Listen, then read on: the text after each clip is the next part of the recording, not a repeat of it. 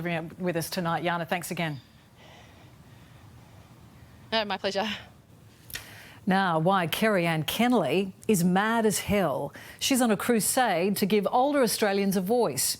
And CAC's calling for a complete overhaul of a system she says is a shambles. Our bubbly queen of daytime TV has had enough. I am angry, so forgive me for being angry. I've been angry about this for years. Kerry-Anne is on the warpath. I want to sue the government. And she's not alone. Probably the worst human rights injustice in the country at the moment. On an issue Nobody's aware of this until it actually happens to them. It is illegal. So how is the government getting away with discriminating people who are 65 and over? if you're not already there, all of us will likely be over 65 one day. And there's something very few of us know. If you're over 65 and suffer an accident, something happens to you, say you fall over at a family barbecue and become a quadriplegic or paraplegic, you won't get help from an NDIS scheme. That's just what happened to John Kennelly.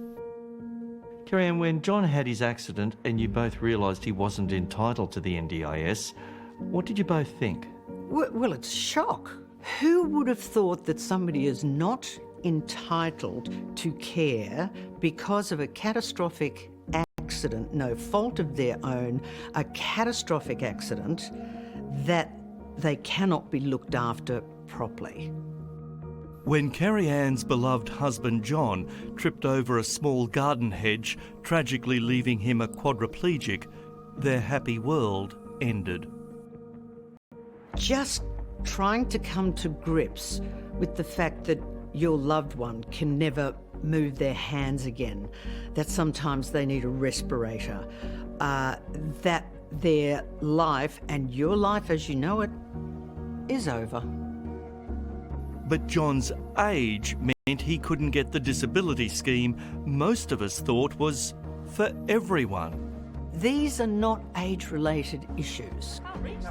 Same thing happened to Helen Bonning, who was left wheelchair-bound following a cancer operation. And if you were declined to have NDIS because of your colour, your religion, your sexual orientation, there would be a public outcry. Peter Frecklington And thought maybe it was just a mistake. and John Moxton. There isn't enough money to pay for all the personal care that I will need in the future. And tens of thousands of other older Australians suffering a disability. They actually can't get to the bathroom by themselves. They need help. They can't get the food they're cooking. All because, says Mark Townsend from Spinal Life Australia, when the NDIS was set up, it excluded over 65s who were put into the My Aged Care package. My Aged Care is about 20% of the funding of NDIS. And that means it's a couple of days a week of care rather than 7 days a week. If Helen was younger, she would be on $80,000 a year to help her with everything from cleaning to therapy. Instead, she's getting $635 a year because the aged care package doesn't cater for disabilities. An elderly person is not the same as someone with a disability. Our needs are completely different. Under My Aged Care, John and Kerry-Anne received just 10 hours a week, when John required 24/7 care. It didn't even scratch the surface. Fortunately, the TV legend had the money and spent millions looking after the love of her life. But many people aren't as financial. Between $150,000 and $200,000. So, John, if you were 64, you would get that. Correct. That's what John would get with the NDIS to assist with his quadriplegia.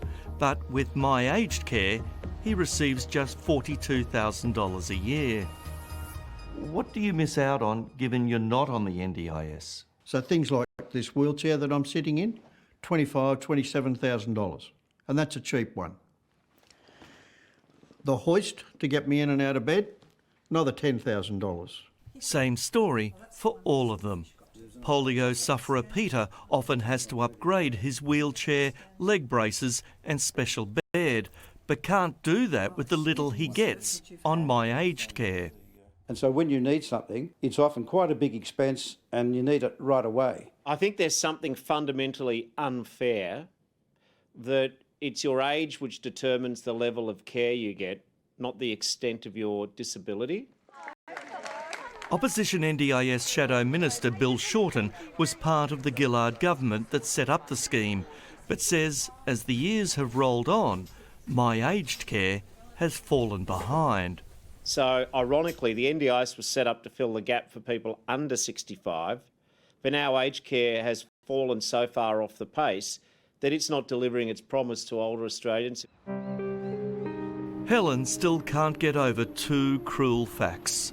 Her disability came just 6 weeks after her 65th birthday, and that the NDIS was rolled out in stages, and she was living in the wrong area. If I'd have lived on the other side of the Harbour Bridge, they actually rolled out the year before the Inner West, so I actually, again, would have had NDIS. So Helen, you were living on the wrong side of the Harbour Bridge. Wrong side of the bridge and the wrong age. I'd be really careful if I was a government, because over 65s vote, and so do their families. Which has prompted Kerry Ann, who is left with the memories and mementos of John's favourite hobby, to support a campaign she says we all should get behind. Make yourself heard. So many people will be affected in the future, so many people are affected now. Make some noise. And Kerry Ann will keep making noise. She's talking to a law firm about taking on the federal government with an ad campaign starting soon. Up next.